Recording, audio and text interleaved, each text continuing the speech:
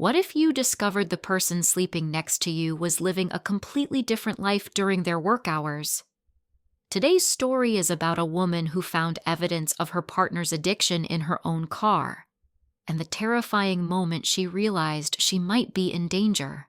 But first, let me ask you, how many red flags do you ignore before you finally trust your gut? That nagging sensation in the pit of your stomach that whispers, something isn't right here, even while your heart tries to silence those doubts. Today's story delves deep into the complex world of hidden addiction and the devastating impact it can have on relationships. It's a journey that many of us might recognize, whether from personal experience or through watching loved ones struggle with similar situations.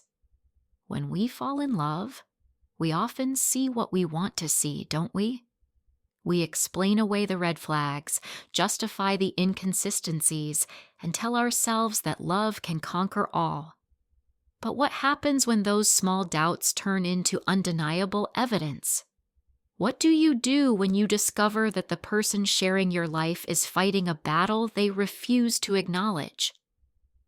This story is about Sarah, a successful 31-year-old woman who thought she'd found her perfect match, only to discover a dark reality lurking beneath the surface. It's a tale that raises crucial questions about trust, boundaries, and the fine line between supporting someone and enabling destructive behavior. How many of us have ignored our intuition in favor of maintaining peace? How many times have we convinced ourselves that if we just love someone enough, they'll change? As we explore Sarah's journey, I want you to think about your own relationships. Have you ever found yourself making excuses for someone's behavior, even when deep down you knew something was wrong? What would you do if you discovered your partner was living a double life? At what point does helping someone actually start hurting both of you? Let's dive into this eye-opening story that began with a simple car loan and ended with a revelation that would change everything. Sarah. This story actually begins years earlier. They'd known each other since their early teens before recently deciding to become romantic. He was the life of every party, loud, fun, spontaneous, the kind of guy who could light up a room. But as they transitioned from friendship to dating, she started noticing things that didn't add up. The spontaneity she once admired began looking more like impulsivity. The fun party guy was now showing up to work events already drunk. Met through mutual friends at a dinner party, and the connection was instant. Mike was charming, successful, and seemed to have everything together. He worked as a financial analyst, owned his own home, and always dressed impeccably. Their first few months were filled with romantic dates, thoughtful gestures, and what appeared to be open, honest communication.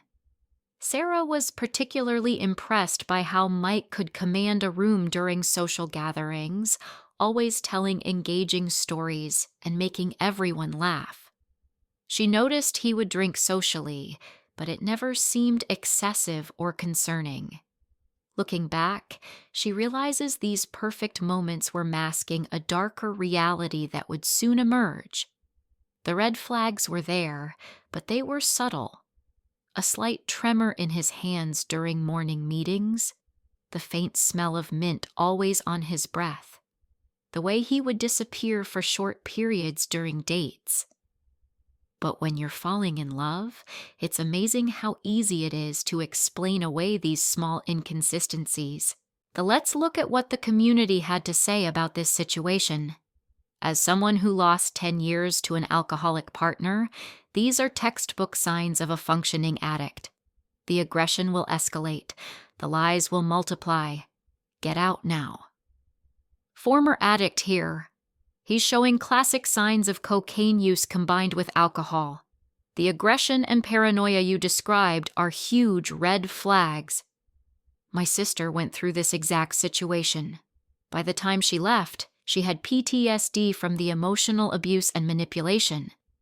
began noticing a pattern in Mike's behavior after work. He would text that he was staying late at the office, but when he finally arrived at her place, his eyes would be slightly glazed, his speech just a bit too careful. When she asked if he'd been drinking, he would become defensive, insisting he was just tired from work. The excuses became more elaborate: client meetings, team building events, networking sessions. But the pattern was always the same: delayed responses to texts, showing up hours late, and that unmistakable glassy look in his eyes. One night, he left his jacket at her place, and while hanging it up, she found a small flask in the pocket. When confronted, Mike laughed it off as a gift from colleagues that he'd forgotten about. But Sarah couldn't shake the feeling that she was watching someone's carefully constructed facade begin to crack. The turning point came when Mike asked to borrow Sarah's car for a work errand, claiming his was in the shop. She agreed without hesitation. That's what partners do, right? After all, isn't trust the foundation of any healthy relationship? Looking back, Sarah would recognize this moment as the crossroads where her comfortable illusions began to crumble. But when she got her car back the next day, something felt off. You know that gut instinct we all have? The one we too often ignore in favor of rational explanations? Sarah had that feeling the moment she sat in her driver's seat. The air felt different, heavier somehow with unspoken secrets. While reaching under the passenger seat for her gym bag, her hand brushed against something that shouldn't have been there.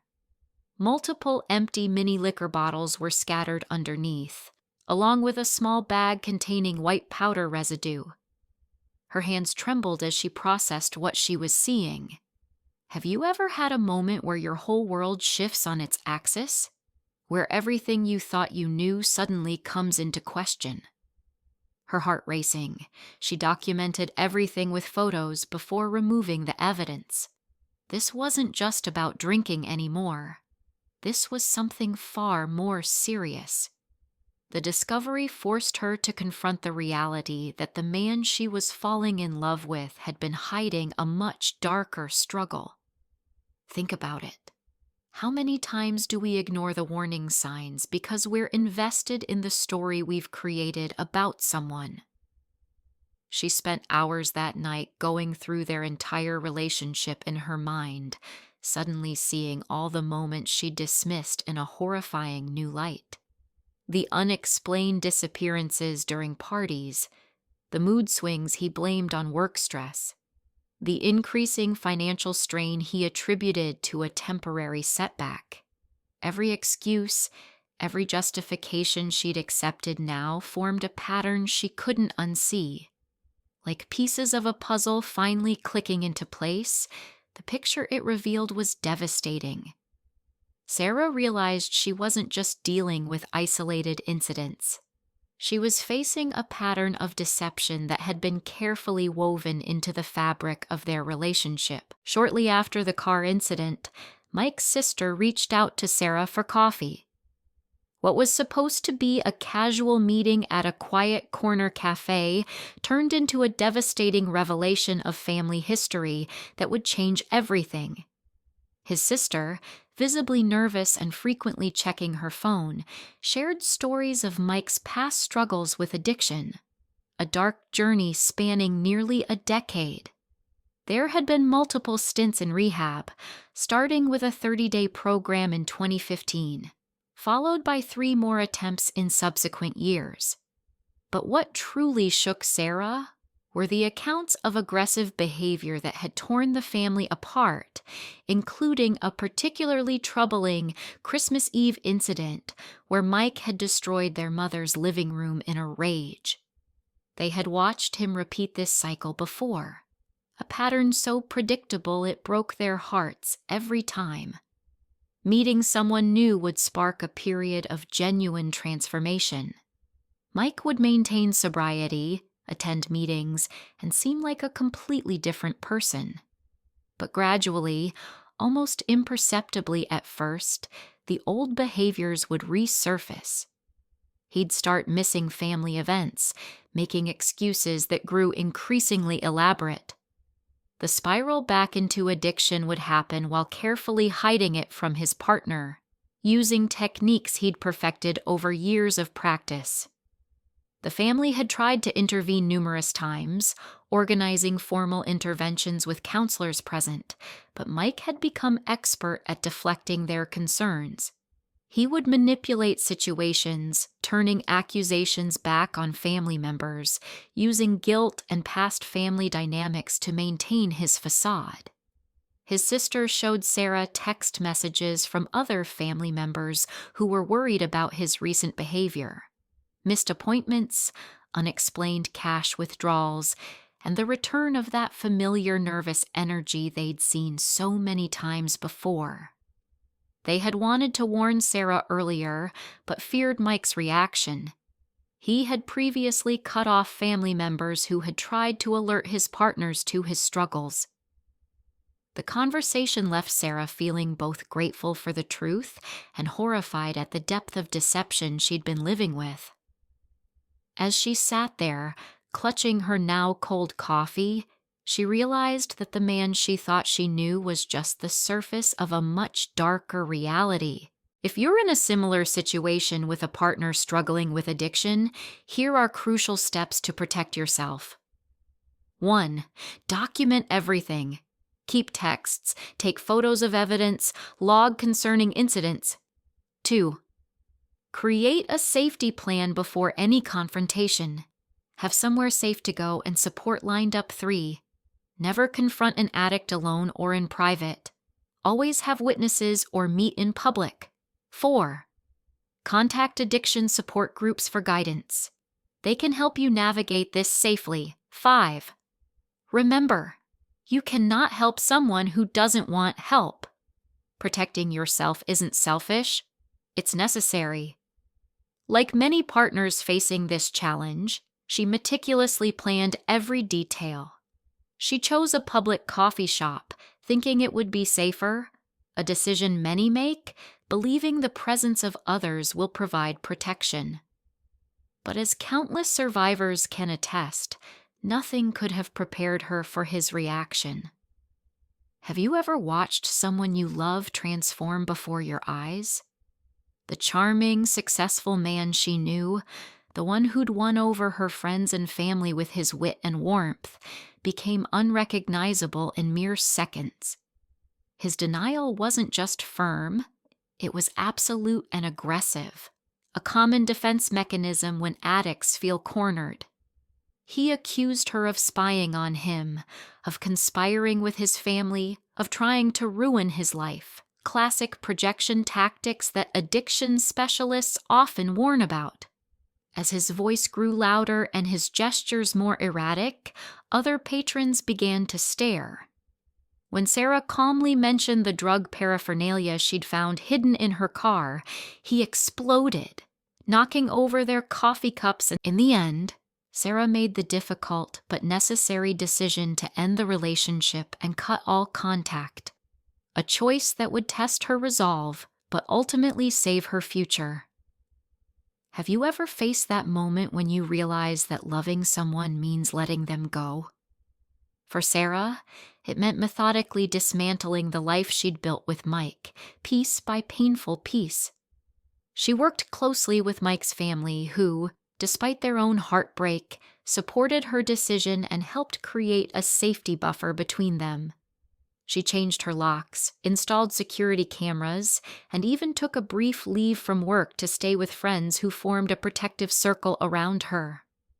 The recovery community rallied around her post, sharing an outpouring of similar experiences that validated her choice. They were unanimous in their support. She had likely saved herself from years of trauma and potentially worse outcomes that many of them had personally endured. One member described watching their partner spiral from occasional substance use to complete personality transformation in just 18 months. Another shared how their own recovery only began after loved ones stopped enabling their behavior. These stories illuminated a crucial truth. Love, no matter how deep or genuine, cannot cure addiction. It's a lesson that countless partners, family members, and friends have learned through heartbreaking experience.